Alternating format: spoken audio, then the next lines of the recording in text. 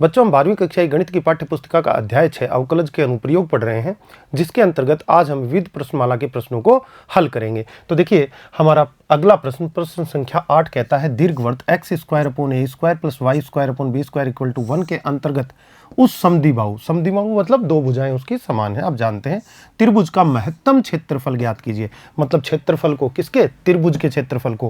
कौन सा त्रिभुज? समद्विबाहु त्रिभुज का क्षेत्रफल जो किसके अंदर है? जो दीर्घवृत्त के अंदर है, उसके क्षेत्रफल को आपको महत्तम, अधिकतम करना है या उच्चतम करना है। ये तीनों शब्द एक जैसे हैं, ठीक है। जिसका शीर्ष दीर्घ अक्ष का एक सिरा हो, और इसमें एक खास बात दे दी है कि उसका जो एक शीर्ष है वो दीर्घ अक्ष का सिरा होना चाहिए, ठीक है। जरा देखिए क्या कहना चाहता है क्वेश्चन। दीर्घवृत्त बनाते हैं अपन एक, ये देखिए मैंने मान लीजिए कि ये एक दीर्घवृत्त बनाया, ठीक है बच्चों। ये आपका x एक्सिस, ये आपका y एक्सिस। देखिए दीर्घवृत्त पर कोई पॉइंट लेना चाहूँ मैं और थीटा के रूप में उसके निर्देशांकों को रिप्रेजेंट करना चाहूँ तो मैं इसको लिख सकता हूँ a cos theta b sin theta. इसकी व्याख्या भी अभी करेंगे। और नीचे में एक पॉइंट इस चतुर्थांश में, चौथे में, ये आपका O है यानी कि मूल बिंदु है, और ये आपका प्रथम चतुर्थांश में पॉइंट हो गया। इसको मैं लिख सकता हूँ a cos थीटा आपका माइनस b sin थीटा, यानी कि ऋणात्मक आपकी वैल्यू यहाँ पर आएगी। इस तरह से लिख सकता हूँ। इन दोनों को मिलाने से, और देखिए ये यहाँ से ये लंबाई और ये लंबाई, दीर्घ अक्ष का एक सिरा मैंने ले लिया जो त्रिभुज का शीर्ष कर दिया, ठीक है। इस पॉइंट को बोला जाता है a,0, ठीक है। ये पॉइंट आपका इधर वाला हो जाता है -a,0, और ये आपका जो पॉइंट है इसको बोला जाएगा 0,b, और ये जो पॉइंट है ये आपका हो गया 0,-b, जैसा कि बच्चे जानते हैं, ठीक है। ये आपका क्वेश्चन बन गया। अब जरा इन निर्देशांकों की बात कर लेते हैं बच्चों। देखिए सर्कल जो होता है ना बच्चों, ये आपका सर्कल है, मान लीजिए x एक्सिस y एक्सिस आपका, और इसकी त्रिज्या मान लो a है। कितना? इसकी त्रिज्या है x² + y² = a²। ये समीकरण है इस सर्कल का, ठीक है। इसका मूल बिंदु जो है केंद्र बना हुआ है, ठीक है।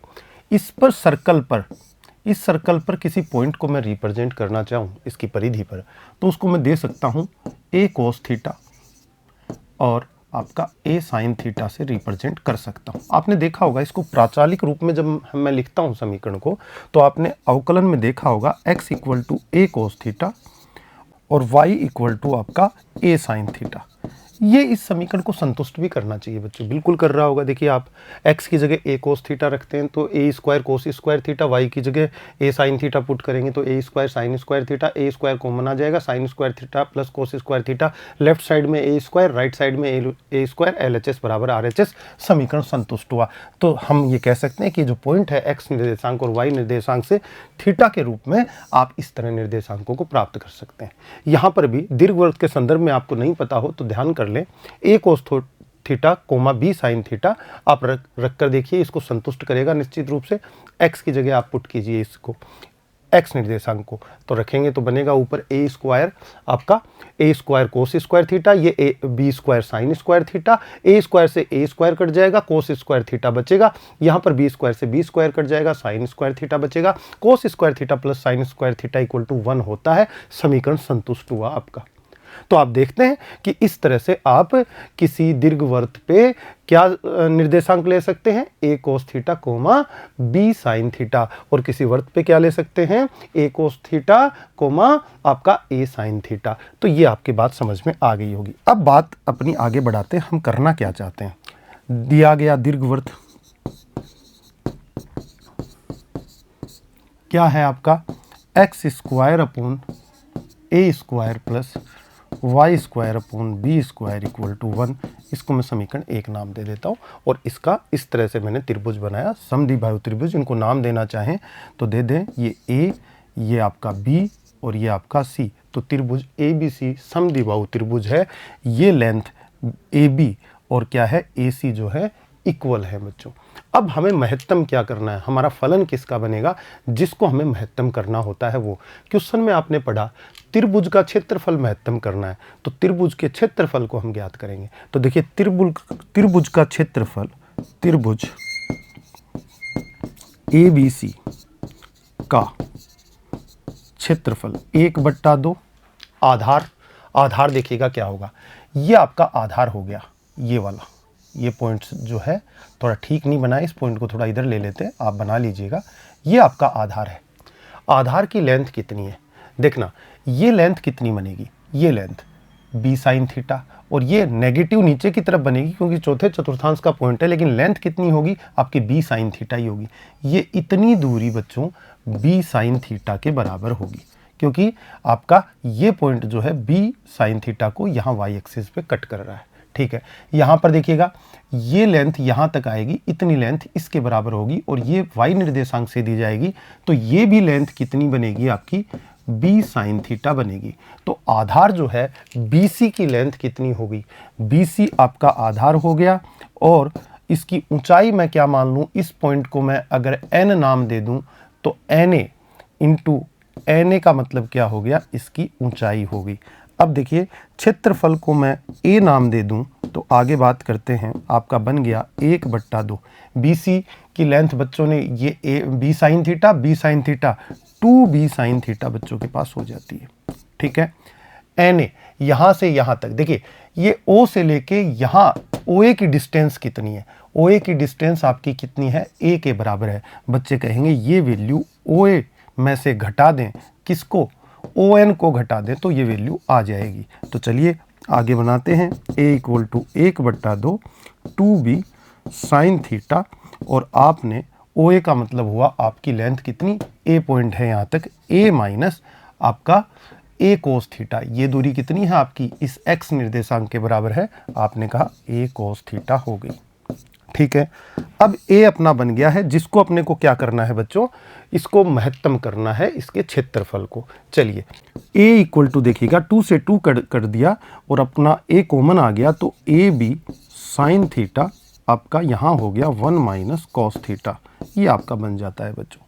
आप sin थीटा को अंदर मल्टीप्लाई कर दें तो देखिए आपका क्या आता है, A = AB sin theta minus आपका sin थीटा और cos थीटा यहाँ पर हो जाता है ब्रैकेट के अंदर। बच्चे 1/2 से गुणा कर दे, 2 से गुणा कर दे, 1/2 से भी गुणा कर दें तो ये वैल्यू बराबर बनी रहती है, और इसको ब्रैकेट लगा दूं तो ये फॉर्मूला बन जाता है sin 2 थीटा का। तो A बराबर बच्चे लिख सकते हैं AB sin theta minus 1/2 sin 2 theta. इस तरह से आपका ये A निकल कर आ जाता है। ठीक है, अब प्रथम बार अवकलन कर देते हैं थीटा के सापेक्ष, dA/d थीटा की वैल्यू प्राप्त कर लेते हैं। देखिए A भी कांस्टेंट वैल्यू है, साइन थीटा का अवकलन करोगे cos थीटा हो जाएगा माइनस 1/2 साइन 2 थीटा का आपका cos थीटा, लेकिन 2 थीटा का 2 तो 2 cos 2 थीटा आपके पास आ जाता है इस तरह से। आगे बात करते हैं dA/d थीटा, देखिए कैलकुलेट होके बनता है, AB बाहर में है, ये आपका बन जाएगा cos थीटा, और 2 से 2 कैंसिल होके माइनस cos 2 थीटा आपके पास बन जाता है। ठीक है, अब d2a यानी कि सेकंड ऑर्डर डेरिवेटिव थीटा के रेस्पेक्ट में मैं निकाल दूं तो कितना होगा, AB बाहर है, cos थीटा का करोगे माइनस साइन थीटा अवकलन हो जाएगा, cos 2 थीटा का बन जाएगा आपका, क्या बन जाएगा आपका, माइनस बाहर लगा हुआ है, ये माइनस साइन 2 थीटा बनेगा, और 2 थीटा का 2 गुणा हो जाएगा, इस तरह से आपका आ जाएगा। आप देखते हैं बच्चों d2a/d theta square equal to हो जाता है AB sine 2 theta minus sine theta. आपने साइन 2 थीटा को प्लस का पहले लिख दिया, माइनस वाला साइन थीटा बाद में लिख दिया, एक ही बात है। ये चीज़ें आपको मिलती हैं। अब क्या करें, अपने को A को क्या करना है, महत्तम करना है। A क्या है, समद्विबाहु त्रिभुज का क्षेत्रफल है।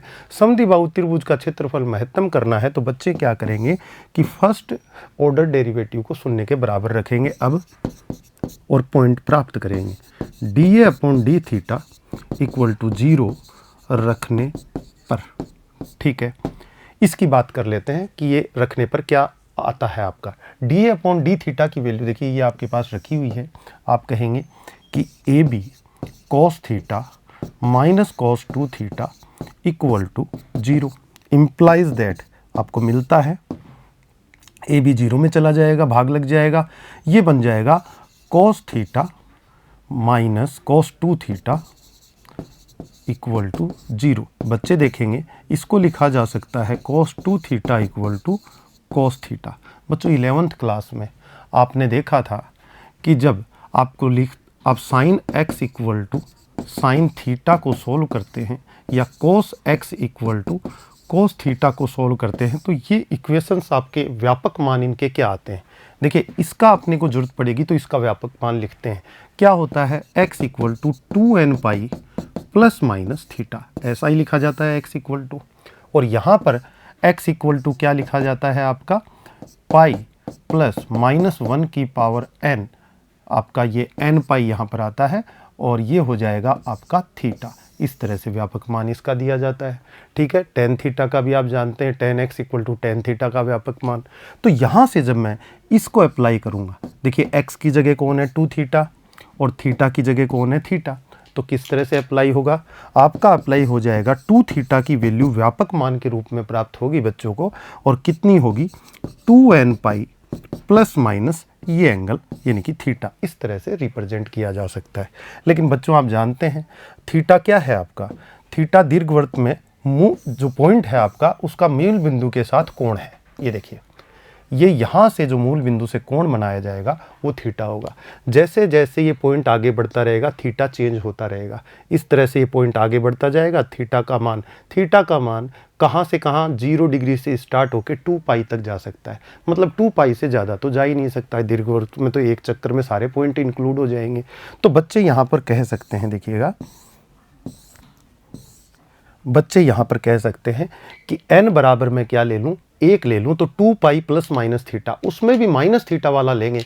2 पाई से बड़ा अपन एंगल डिनोट नहीं करेंगे यहाँ पर। तो आप कहेंगे कि हम कह सकते हैं 2 theta equal to 2 pi plus minus theta, जहाँ n की वैल्यू आपने क्या ले ली 1, क्योंकि आपके पूरे पॉइंट जो है उसके लिए थीटा के मान यहाँ निकल सकते हैं। उसके बाद आप कहें कि 2 थीटा में अगर आप 2 पाई आप माइनस थीटा लेते हैं तो ये मान जो होगा मान्य होगा। तो यहाँ देखेंगे माइनस थीटा इधर में आएगा तो ये 3 थीटा बन जाएगा और 2 पाई आ जाएगा। यहाँ से देखेंगे थीटा की वैल्यू 2 पाई बाई 3 आई। ये पॉइंट आया आपका फर्स्ट डेरिवेटिव को 0 रखने के पश्चात। अब ये 0 रखने के पश्चात अगर ये पॉइंट आया है तो ये पॉइंट जो है theta equal to 2 pi by 3 पे आपका जो क्षेत्रफल है किसका, आपका जो समद्विबाहु त्रिभुज का क्षेत्रफल है वो महत्तम हो जाएगा। क्वेश्चन कहना क्या चाहता है, देखिए थोड़ा सा अब समझिए इस बात को। ये थीटा क्या कहना चाहता है, ये आपका दीर्घवृत्त है, ये आपका दीर्घवृत्त है जो आपने बनाया कुछ इस तरह से है। ठीक है, इसके अंदर आपने पॉइंट यहाँ लिए हुए हैं दोनों ऊपर नीचे। समद्विबाहु त्रिभुज एक ही रेखा पे लेने पड़ेंगे तभी समद्विबाहु त्रिभुज बनेगा सिर के साथ। ठीक है, मान लो पॉइंट आपके यहाँ होते तो देखिए पहले पॉइंट आपने यहाँ लिए हुए हैं, त्रिभुज कैसा बनेगा, ये बनेगा, समद्विबाहु त्रिभुज है। पॉइंट ऊपर सरक जाए तो नीचे वाला भी इधर सरक जाएगा, ये आपका समद्विबाहु त्रिभुज हो गया यहाँ से यहाँ। पॉइंट और आगे सरक जाएगा तो ये आपका समद्विबाहु त्रिभुज हो गया। बच्चों अलग अलग समद्विबाहु त्रिभुज तुम इस दीर्घवृत्त में बना सकते हो, लेकिन देखना कि इन सभी समद्विबाहु त्रिभुजों में कोई न कोई त्रिभुज ऐसा होगा जिसका कि क्षेत्रफल क्या होगा, महत्तम होगा। ये और आगे चला जाए तो ये और बड़ा आपको दिखाई दे रहा है, इसका क्षेत्रफल बनेगा। तो यहाँ पर देखने वाली बात है कि सबसे बड़ा कौन सा बनेगा, आपको वो आपका समद्विबाहु त्रिभुज खोज कर निकालना है कि जिसका क्षेत्रफल क्या हो, महत्तम हो, सबसे बड़ा हो। अब देखो अलग अलग जगह पॉइंट लोगे तो थीटा ये है आपका, थीटा भी चेंज होता रहेगा। अगर पॉइंट आपने ये ले रखा है तो थीटा ये एंगल हो गया। जब पॉइंट यहाँ चला जाएगा तो थीटा और दूसरा एंगल हो जाएगा। पॉइंट यहाँ चला जाएगा तो थीटा और एंगल हो जाएगा, अलग एंगल बन जाएगा। तो theta equal to 2 pi by 3 यानी 120 डिग्री जब होगा, यानी कि 120 डिग्री का मतलब ये पॉइंट यहाँ कहीं आएगा, तब देखना आपका ये जो त्रिभुज बनेगा ये सबसे बड़ा त्रिभुज होगा। ये क्वेश्चन ये कहना चाहता है। अब यहाँ पर जो थीटा की वैल्यू आएगी वो देखिए एक्स अक्ष से कितना कोण बना लेगी, 120 डिग्री उस स्थान पर। तो इस तरह का जो समद्विबाहु त्रिभुज बनेगा उसका क्षेत्रफल इन सभी बनाए गए त्रिभुजों में सबसे बड़ा होगा। तो यहाँ ये बात बच्चों को पता चलती है। 2 पाई बाई 3 का मतलब क्या होता है, 120 डिग्री, यानी कि आपका थीटा कितना होना चाहिए, 120 डिग्री, तब आपका समद्विबाहु त्रिभुज सबसे बड़ा होगा। ठीक है, बच्चे समझ गए होंगे, आपका कॉन्सेप्ट है इसका पूरा क्लियर कर दिया है। अब देखिए अपन इसको महत्तम सिद्ध करते हैं इस पॉइंट पर, जब थीटा बराबर 2π/3 तब सेकंड ऑर्डर डेरिवेटिव देखेंगे कि नेगेटिव है कि पॉजिटिव। d2a/d θ² कितना होगा, देखिएगा इस पॉइंट पर d2a/d θ² की वैल्यू यहां से देखिए आपके पास है ab sin 2θ minus sin θ, a into B sin 2θ minus sin θ, ये है आपकी। ठीक है, तो यहां पर आप लिख सकते हैं जब 2π/3 ले रहे हैं तो ab इंटू साइन आपका 4π/3 हो जाएगा और माइनस यहाँ पर साइन क्या हो जाएगा 2π/3 हो जाएगा। थीटा की वैल्यू हमने रख दी इसके अंदर। अब देखिए ए बी ब्रैकेट साइन 4π/3 को आप कैसे रिप्रेजेंट कर सकते हैं, साइन 4π/3 को लिख सकते हैं साइन पाई प्लस π/3 और यहाँ पर लिख सकते हैं माइनस साइन पाई माइनस π/3 इस तरह से। और देखिए इक्वल टू ए बी, ये कौन सा चतुर्थांश आ गया, तीसरा, साइन क्या होगा नेगेटिव माइनस साइन π/3 हो जाएगा। ये कौन सा चतुर्थांश है, पाई माइनस थीटा, द्वितीय चतुर्थांश। पाई में से कुछ घटाओगे तो कौन से में चले जाओगे, द्वितीय में चले जाओगे, तो यहाँ तो साइन पॉजिटिव होता है और चेंज भी नहीं होगा, तो साइन π/3। अब बच्चे देख रहे होंगे माइनस बाहर निकल जाएगा, ए बी साइन π/3 की वैल्यू कितनी होती है बच्चों, √3/2 और ये प्लस का √3/2, ये वैल्यू आपकी कैसी आई, नेगेटिव आई। और ये वैल्यू अगर नेगेटिव आई तो सेकंड ऑर्डर डेरिवेटिव नेगेटिव हो गया। किस पॉइंट पर हो गया, जब थीटा इक्वल टू 2π/3 था तब हो गया। इसका मतलब ये पॉइंट किसका हुआ, इस पॉइंट पर आपका ए समद्विबाहु त्रिभुज का क्षेत्रफल ए क्या हो जाएगा, महत्तम हो जाएगा। तो आप कहेंगे अतः त्रिभुज ABC का क्षेत्रफल महत्तम होगा यदि थीटा का मान कितना हो, 2π/3 बराबर 120 डिग्री। और वो क्षेत्रफल आपको ज्ञात करने के लिए बोला जा रहा है, तो क्षेत्रफल किससे, ए से ज्ञात कर दोगे। ए इक्वल टू देखिए महत्तम क्षेत्रफल ए इक्वल टू किस पॉइंट पर आएगा, थीटा इक्वल टू 2π/3। आपका ए कितना था क्वेश्चन में, देखिएगा ए की वैल्यू आपने निकाली हुई है, कितनी है आपकी, A B sine theta minus 1/2 sine 2θ। तो यहां से लिख देंगे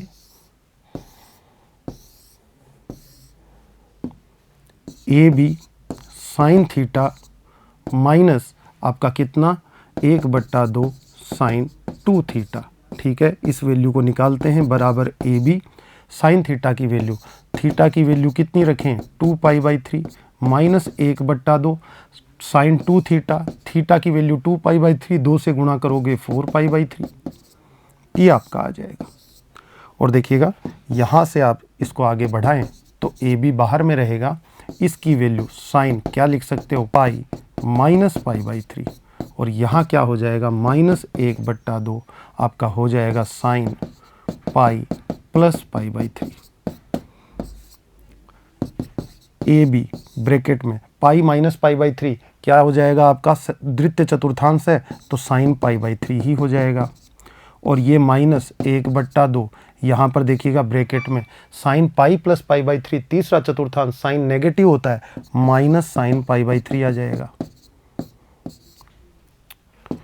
और आप आगे बात करें तो ये ए बी, ये साइन π/3 और ये माइनस माइनस प्लस, ये 1/2, ये साइन π/3 बराबर ए बी, ये साइन π/3 की वैल्यू √3/2 प्लस 1/2 इंटू √3/2। बच्चों यहाँ पर आप एलसीएम ले लें, क्या आप 4 एलसीएम ले लें, तो 4 एलसीएम लेंगे तो ये 2√3 बनेगा, ये √3, ये कि 3√3 अपॉन कितना हो जाएगा 4। तो ये इस तरह से आपका 3√3 अपॉन 4 AB जो बनेगा वो महत्तम क्षेत्रफल बनेगा, बड़े से बड़ा क्षेत्रफल बनेगा इस दिए गए दीर्घवृत्त में। जो आप समद्विबाहु त्रिभुज बनाएंगे उसका क्षेत्रफल सबसे बड़ा आ जाएगा। तो इस तरह से आप इस क्वेश्चन को कर सकते हैं। अगला देखिए, आयताकार आधार व आयताकार दीवारों की 2 मीटर गहरी और 8 मीटर क्यूब आयतन की एक बिना ढक्कन की टंकी का निर्माण करना है। यदि टंकी के निर्माण में आधार के लिए 70 रुपया पर मीटर स्क्वायर और दीवारों पर 45 रुपया पर मीटर स्क्वायर व्यय आता है तो निम्नतम खर्च से बनी टंकी की लागत क्या है। मतलब आपको खर्च को अपन कॉस्ट का फंक्शन बना लेंगे, खर्च को क्या करना है, न्यूनतम करना है। सबसे पहले टंकी की बात करें अपन तो टंकी का आधार जो है उसका फर्श है, फिर उसकी गहराई 2 मीटर है, उसका आयतन 8 मीटर क्यूब है। तो अपन मान लेते हैं, माना टंकी के आधार की लंबाई व चौड़ाई क्रमशः x मीटर तथा y मीटर है। ठीक है, ये मान ली। तथा गहराई प्रश्न में दी गई है, कितनी है, 2 मीटर है। तब टंकी का आयतन बराबर कितना होगा, आधार फर्श का क्षेत्रफल गुणा आप ऊंचाई से कर देंगे तो आपका हो जाएगा फर्श का क्षेत्रफल x इंटू वाई, और ऊंचाई से गुणा कर दें तो 2 से गुणा कर दें तो ये आपके पास आ जाएगा। और प्रश्नानुसार क्या दिया गया है, टंकी का आयतन, प्रश्न में टंकी का आयतन कितना दिया हुआ है आपको, 8 मीटर क्यूब दे रखा है। तो इम्प्लाइज दैट आप कह सकते हैं 8 बराबर 2 इंटू एक्स वाई आपके पास आ जाता है। Implies that x into y equal to 4 आ जाता है। आगे y के मान की जरूरत पड़ेगी तो y इक्वल टू आपका कितना हो जाएगा, y इक्वल टू 4/x हो जाएगा। और अपन इसको समीकरण 1 नाम दे देते हैं बच्चों। उसके बाद आगे देखिएगा, हमने बात कर ली कि x और y का जो गुणन है वो 4 आता है और जो y की वैल्यू है 4/x आती है। प्रश्न के अनुसार ये हमने प्राप्त कर ली। ठीक है, अब बात करते हैं अपने को निम्नतम क्या करना है, खर्चा किसका, टंकी को बनाने में जो लागत आ रही है उसको निम्नतम करना है। तो जो हमारा फलन बनेगा कॉस्ट का बनेगा सी से हम जिसको डिनोट कर देंगे। तो खर्चे की बात करें तो फर्श कितने रुपए, 70 रुपये मीटर स्क्वायर की लागत से बन रहा है और दीवारें 45 रुपये मीटर स्क्वायर की लागत से बन रही हैं। तो फर्श का क्षेत्रफल हमें सबसे पहले चाहिए, तो फर्श पे लागत निकाल लेंगे, फिर दीवारों की लागत निकाल लेंगे, उन लागतों को जोड़ देंगे तो कुल खर्चा हमारे पास बच्चों आ जाएगा। तो मैं कहूँ आधार टंकी के आधार यानी कि फर्श, आधार एक ही बात है, का क्षेत्रफल कितना होगा। देखिएगा क्षेत्रफल कितना होगा, आपने लंबाई चौड़ाई कितनी मानी है, x और y, तो x इंटू वाई हो गया आपका ये। x और y की वैल्यू कितनी है, 4, जैसा कि आपने बताया, तो बराबर क्या हो गया, 4 आ गया आपका मीटर स्क्वायर, है ना। ये फर्श का क्षेत्रफल आ गया। ठीक है, उसके बाद टंकी के आधार पर खर्च कितना आया, कितना रुपया, 70 रुपया लग रहा है आपका। तो आप कहेंगे कि 70 गुणा 4 यानी कि उसका क्षेत्रफल रुपये आएगी, तो इक्वल टू कितना हो जाएगा आपका, ये 280 रुपीज़ आपके टोटल बन जाएंगे। इस पर खर्चा आ गया, किस पर, टंकी के आधार पर। अब दीवारों की बारी, तो दीवारों की बारी तो आप आधार का परिमाप बताएं पहले तो, और परिमाप को ऊंचाई से या गहराई से गुणा कर देंगे जो कि 2 मीटर क्वेश्चन में दी गई है, तो आपके पास दीवारों का क्षेत्रफल आ जाएगा। तो आधार का जो परिमाप है आपके 4 दीवारें उसी पर खड़ी होंगी, तो हम कहेंगे टंकी के आधार का परिमाप कितना है। देखिएगा आपका लंबाई चौड़ाई x है, तो x plus x plus y plus y यानी कि 2 इंटू एक्स प्लस वाई आपका परिमाप हो गया। ठीक है, टंकी की दीवारों का क्षेत्रफल कैसे निकलेगा बच्चों? परिमाप को गुणा कर दें, गुणा गहराई से। परिमाप कितना है आपका? 2 इंटू एक्स प्लस वाई है। इसको गुणा किससे कर दें? गहराई, जो कि 2 मीटर आपको दी गई है, तो बराबर हो गया 4 इंटू एक्स प्लस वाई। ये आपका क्षेत्रफल मीटर स्क्वायर में किसका आ गया? ये आपके दीवारों का क्षेत्रफल आ गया जो आपकी टंकी के बनी है। ठीक है, दीवारों पर खर्च कितना आया वो देख लेते हैं। अब खर्च देखिएगा, 45 रुपया पर मीटर स्क्वायर आपका खर्चा लग रहा है। आपके पास परिमाप, इसका क्षेत्रफल कितना है? तो 45 से गुणा कर दें। 45 गुणा 4 गुणा एक्स प्लस वाई आपका जो है रुपीज़ इस पे खर्च होंगे, यानी कि आपके हो गए 45 चौके 180 एक्स प्लस वाई रुपीज़। इतना पैसा खर्च हुआ दीवारों को बनाने में। चलिए, आपने आधार का खर्चा निकाल लिया, दीवारों को कुल खर्च को न्यूनतम करना है, तो सी का फलन बना रहा हूँ। बताइए, पहले कितना आया था? 280 रुपया, प्लस ये दीवारों पर कितना आया? 180 इंटू एक्स प्लस वाई आपके पास आ गया है। तो इस तरह से आप निकाल सकते हैं। देखो बच्चों, अब सी का अवकलन करेंगे। अब आपने टंकी की लंबाई और चौड़ाई आपको दी नहीं गई थी, आपने मानी थी, वो बदल भी सकती हैं। कोई लंबाई को बढ़ा देगा, चौड़ाई कम हो जाएगी, चौड़ाई को बढ़ाओगे, लंबाई कम हो जाएगी। तो वो परिवर्तनशील राशियां एक्स और वाई हैं। तो हमें एक ही परिवर्तनशील राशि रखनी है जिसके सापेक्ष हम अवकलन कर सकें। तो वाई का मान क्वेश्चन में ऊपर ही अपन ने x into y equal to 4, तो वाई इक्वल टू 4 बटा एक्स माना हुआ है समीकरण 1 से। तो समीकरण 1 से हम कह सकते हैं कि सी बराबर लिखा जा सकता है 280 प्लस 180 और x प्लस आपका 4 बटा एक्स, इस तरह से। ठीक है, अब हम कहें कि इसका अवकलन कर देते हैं, फर्स्ट डेरिवेटिव यानी कि डी अपॉन डी एक्स के सापेक्ष हम अवकलन कर देते हैं। कितना आएगा इसका? तो ये तो 0 हो जाएगा, प्लस 180, x का कितना हो गया? ब्रैकेट में 1 और प्लस में 4 है, 1 बट्टा एक्स का अवकलन माइनस 1 बट्टा एक्स स्क्वायर हो जाता है। इस तरह से हमने इसका अवकलन प्राप्त कर लिया।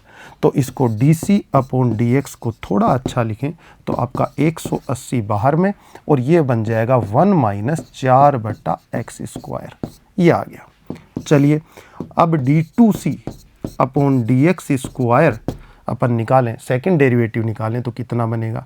180 तो गुना में है बच्चों का, 1 का हो जाएगा 0, 1 बट्टा एक्स स्क्वायर का हो जाएगा माइनस 2 बट्टा एक्स क्यूब, तो ये प्लस हो जाएगा और 8 बट्टा एक्स क्यूब आपके पास आ जाता है। इट मीन्स 180 गुणा 8 बट्टा एक्स क्यूब आपका सेकंड डेरिवेटिव आता है। ठीक है, अब अपन पॉइंट निकालेंगे। क्या करते हैं?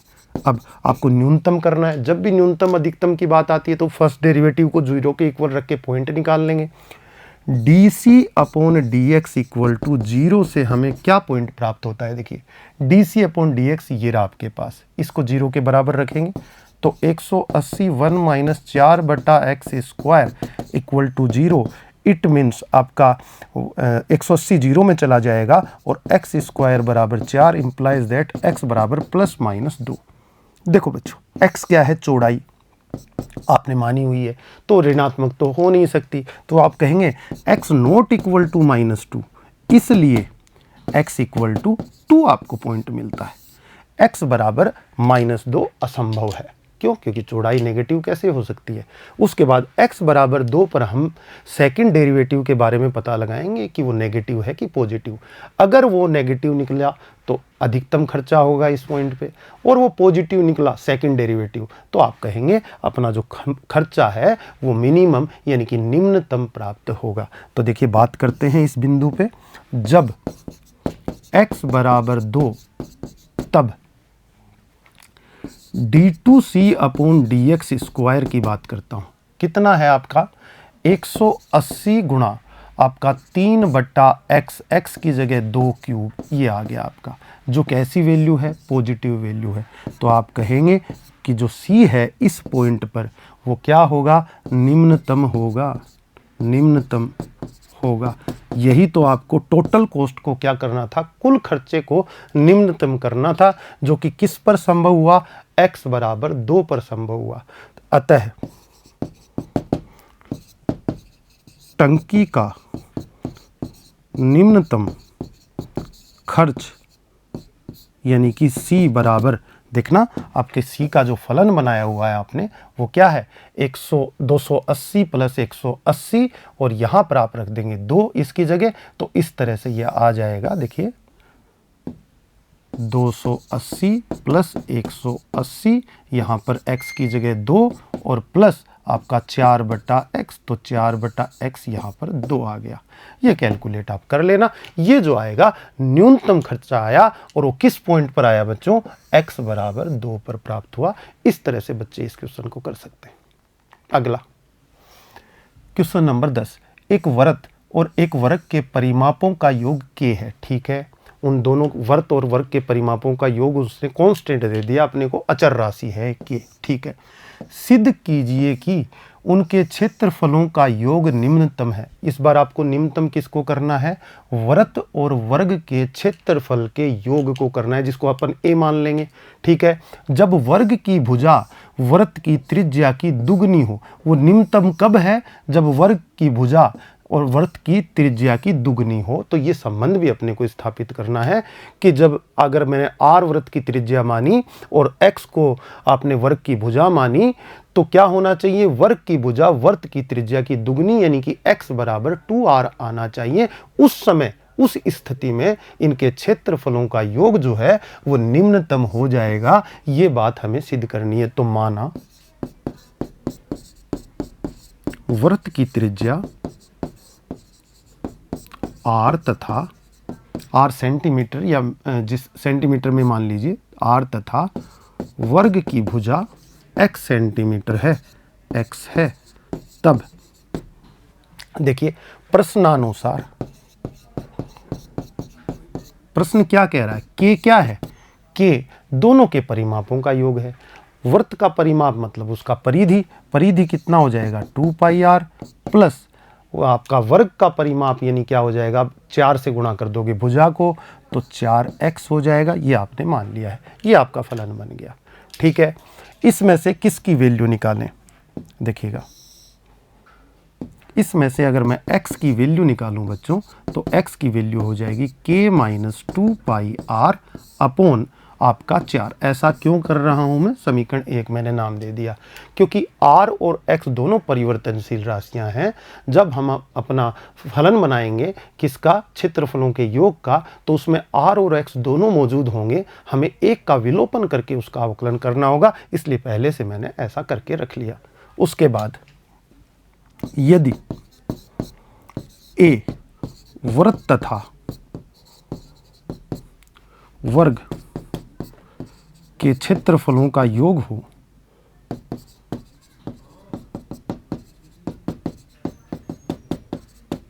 तो क्या होगा देखना। तो a की जो वैल्यू है वो आपकी हो जाएगी, देखिए वृत्त का क्षेत्रफल कितना होता है, πr² होता है, वर्ग का क्षेत्रफल भुजा स्क्वायर x² होता है, πr² plus k - 2πr upon आपका हो जाएगा 4 का होल स्क्वायर। चलिए बात करते हैं आगे। देखिएगा सबसे पहले फर्स्ट डेरिवेटिव dA/dr प्राप्त करूंगा, तो देखिए ये हो जाएगा बच्चों का 2πr, और यहाँ देखना प्लस ये पावर उतरेगी तो 2 × k - 2πr और अपॉन में 4 का, ये ब्रैकेट लग गया, पावर उतर गई। अब देखना, अब गुणा में अंदर वाले का अवकलन करूंगा तो k का तो हो जाएगा 0 और 2πr का 2π, तो -2π बटे में 4, ये अवकलन आपको प्राप्त हो जाता है। dA/dr की बात करें तो देखिए कितना होता है 2πr, यहाँ से देखना 2 और 2 4, 1 4 कट जाएगा और आपका ये माइनस आगे आ जाएगा और आपका पाई बाहर आ जाएगा और ये हो जाएगा k - 2πr अपॉन में कितना रहेगा 4। ये 4 2 दूना 4 इससे कट गया। ये देखिए आगे बात करते हैं अपन कि second time d2a second order का डेरिवेटिव dr² प्राप्त करते हैं। चलिए 2 पाई r का कितना हो गया, 2 पाई हो गया बच्चों का। यहाँ पर 4 और पाई कांस्टेंट हैं तो -π/4 रहेगा, और यहाँ पर k का अवकलन जो है वो 0 हो जाएगा बच्चों, और ये हो जाएगा माइनस का 2 पाई। आप इसको थोड़ा सा अच्छा लिखें तो ये आपका 2 पाई माइनस माइनस यहाँ प्लस, 2 से 4 कट जाएगा, और कितनी बार 2 टाइम। तो ये आपकी वैल्यू आई सेकंड ऑर्डर डेरिवेटिव की। आगे बढ़ते हैं। अब क्या करें, फर्स्ट ऑर्डर डेरिवेटिव को dA/dr को आप 0 के बराबर रखकर बिंदु प्राप्त करते हैं, और वो बिंदु प्राप्त करते हैं तो dA/dr आपके सामने है। आप कहेंगे 2 pi r equal to pi k minus 2 pi r upon 4, ये आपके पास वैल्यू आती है। आप पाई से पाई को दोनों तरफ से कैंसिल कर देते हैं, 4 को इधर 2 से मल्टीप्लाई करके आप देखते हैं आपका हो जाता है 8r equal to k minus 2 pi r। आप देखते हैं यहाँ से r की वैल्यू निकालनी है आपको, तो r इक्वल टू देखना आप 8r plus 2 pi r left side में लाके इक्वल टू k हो जाता है, और यहाँ से आप 2r कॉमन निकाल लें तो आपका हो जाता है यहाँ पर 4 प्लस पाई और इक्वल टू k। आगे बात को बढ़ाएं तो r की जो वैल्यू आती है बच्चों के पास वो k/2 इंटू 4 प्लस पाई आ जाती है। इस तरह से आप देखते हैं r की वैल्यू बच्चों को ये प्राप्त हो गई, ये पॉइंट प्राप्त हुआ। इस स्थिति में आप देखेंगे कि सेकंड ऑर्डर डेरिवेटिव पॉजिटिव है कि नेगेटिव, तो उससे हमें पता लगेगा कि जो हमारा a है वो न्यूनतम हुआ या उच्चतम हुआ। तो आप कहेंगे जब r equal to k/2 into 4 plus pi, तब सेकंड ऑर्डर डेरिवेटिव किसके रेस्पेक्ट में, r के रेस्पेक्ट में, इक्वल टू, देखिए ये तो डिपेंड नहीं कर रहा है r पे, ये क्या है 2 pi plus pi r pi square upon 2, जो कि पॉजिटिव वैल्यू है। अतः इम्प्लाइज होगा a क्या होगा, अगर ये धनात्मक आया है तो a निम्नतम होगा। या न्यूनतम होगा। आपको इस क्षेत्रफल को क्या करना था बच्चों, न्यूनतम, जो कि किस पॉइंट पे हुआ, r इक्वल टू इस पे। तो ऐसी विमाएं आपको क्वेश्चन में ज्ञात करनी थी। देखिए जरा क्वेश्चन पढ़िए अब आपके समझ में आएगा। तब वर्ग की भुजा वृत्त की त्रिज्या की दुगनी होगी, ये आपको सिद्ध करना है। कब, जब क्षेत्रफलों का योग जो है a आपने माना था वो निम्नतम हो। तो हमने सिद्ध कर दिया कि a निम्नतम है, a निम्नतम है, तब r की वैल्यू आपने निकाल ली। भुजा की वैल्यू x की वैल्यू और निकाल लेंगे। कौन से समीकरण से निकालें, यहाँ से देखिए x की value k minus 2 pi r upon 4 है, तो k minus 2 pi r upon 4 में रखकर r का मान, x का मान प्राप्त कर लेंगे। x क्या है, वर्ग की भुजा है, जो कि 2r के बराबर यानी त्रिज्या की दुगनी हो जानी चाहिए। ये अब हम देखते हैं। तब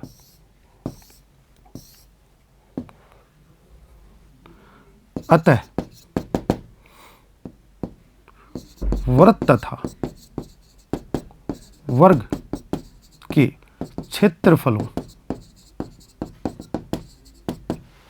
का योग निम्नतम होगा यदि, कब, जब r की वैल्यू कितनी हो आपकी, आपने निकाली है k/2 इंटू 4 प्लस पाई हो, तब। इम्प्लाइज दैट, अब हम x की वैल्यू निकालेंगे जो कितनी है, k minus 2 pi r upon कितना है आपका यहाँ पर 4। ठीक है, निकालते हैं। देखिएगा, implies that x equal to k minus 2 pi, r की वैल्यू यहाँ रख दें k/2 4 प्लस पाई, ये लीजिए, ये रख दी r की जगह, अपॉन में कितना है 4। आगे बात को बढ़ाते हैं, x कितना आता है, x इक्वल टू कितना आएगा, देखिए यहाँ से 2 से ये 2 कैंसिल हो जाएगा बच्चों का, है ना। ये क्या बनेगा, पाई के 4 प्लस पाई को एलसीएम ले लूँ तो 4 इंटू 4 प्लस पाई मेरे पास बच जाता है। 4 प्लस पाई के से गुणा होगा तो 4k आपका प्लस आपका पाई के बनेगा, और यहाँ से पाई के से गुणा होके एक और पाई के माइनस का बनेगा, जो कि कैंसिल आउट होके आपका बन जाएगा 4k अपॉन 4 और 4 प्लस पाई। अब 4 से ये 4 कैंसिल होके आप देखते हैं, implies that x equal to बनता है k अपॉन 4 प्लस पाई, ये वैल्यू बनती है। और ये वैल्यू बनती है तो मैं लिख सकता हूँ 2 इंटू के अपॉन 2 4 प्लस पाई। देखिए मैंने 2 से ऊपर नीचे गुणा कर दिया। क्यों कर दिया? अब ये r की वैल्यू आ गई, तो मैं यहाँ कह सकता हूँ कि x बराबर कितना हो जाएगा जिस समय आपका निम्नतम होगा क्षेत्रफलों का योग, उस टाइम 2, और ये r की वैल्यू तो r आ जाएगा। तो वर्ग x क्या है? वर्ग की भुजा। ये सिद्ध हो गया। इस स्थिति में वर्ग की भुजा बराबर 2 गुणा दुगनी होगी किसकी? वृत्त की त्रिज्या की।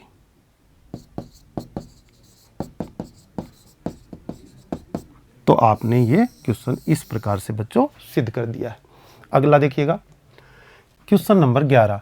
किसी आयत के ऊपर बने अर्धवृत्त के आकार वाली खिड़की है, ठीक है। खिड़की का संपूर्ण परिमाप 10 मीटर है, ठीक है। पूर्णतया खुली खिड़की से अधिकतम प्रकाश आने के लिए खिड़की की विमाएं ज्ञात कीजिए। देखिए बच्चों, खिड़की से अधिकतम प्रकाश आ कब सकता है? जब उसका क्षेत्रफल क्या हो? अधिकतम हो। तो आपको खिड़की के क्षेत्रफल को अधिकतम कर देंगे तो खिड़की से अधिकतम प्रकाश आएगा। तो हमें जिसको अधिकतम करना होता है उसका फलन बनाते हैं। तो बच्चे समझ गए होंगे, इस क्वेश्चन में हमारा फलन बनेगा खिड़की का क्षेत्रफल, ठीक है, जिसको हम ए नाम दे देंगे। तो सबसे पहले खिड़की को देखिए, ये आपकी आयताकार खिड़की है, मान लीजिए, ये लीजिए, इसके ऊपर अर्धवृत्त बना हुआ है, ये आयताकार खिड़की हो गई, ये अर्धवृत्त। मैं कहूँ ये त्रिज्या r हो इस अर्धवृत्त की, तो ये दूरी भी r हो गई। तो ये टोटल दूरी कितनी हो गई? ये 2r दूरी हो गई। और ये जो इसकी चौड़ाई है इसको मैं क्या मान लेता हूँ? x। माना आयताकार खिड़की, आयताकार खिड़की की लंबाई 2r तथा चौड़ाई कितनी हो गई आपकी? चौड़ाई x है। तब अर्धवृत्त की त्रिज्या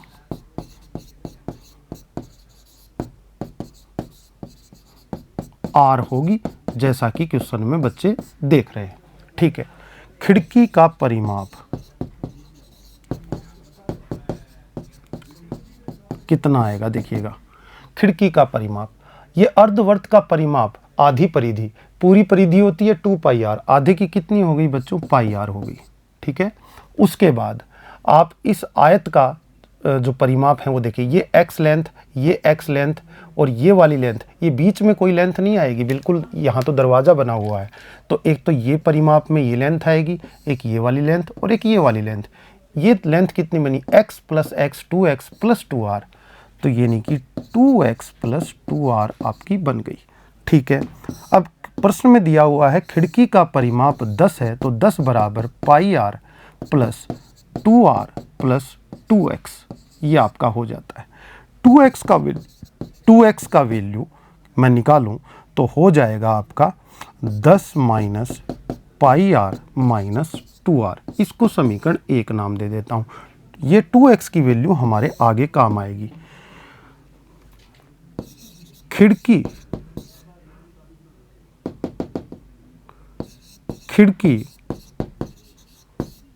से अधिकतम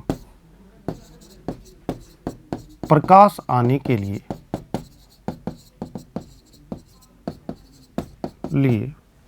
खिड़की का क्षेत्रफल अधिकतम होना चाहिए। तो बच्चे कहेंगे अगर अधिकतम क्षेत्रफल होना चाहिए तो खिड़की का क्षेत्रफल मैं a मान लूं, तो a बराबर, देखो इसको a को हमें अधिकतम करना होगा। तो खिड़की का क्षेत्रफल देखते हैं।